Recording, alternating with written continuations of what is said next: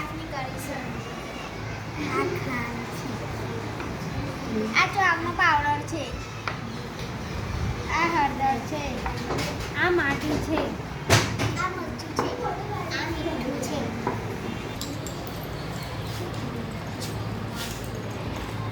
લે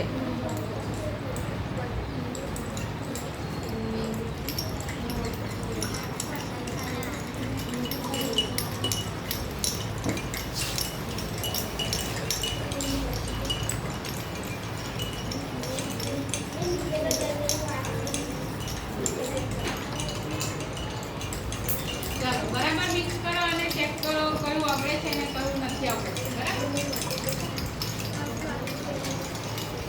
ધીમે ધીમે હલાવજો.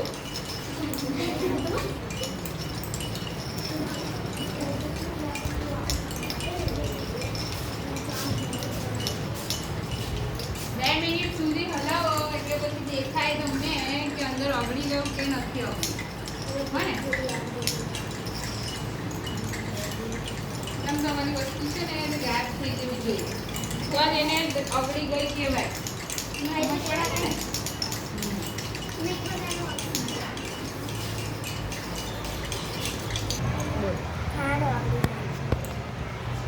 ચાનો પાવડર વગરતો નથી. આ હળદર છે એ વગરતી નથી. માટી વગરતી નથી. આ મરચું છે તે વગરતી નથી. આ મીઠું છે તે વગરી જાય છે. સરસ.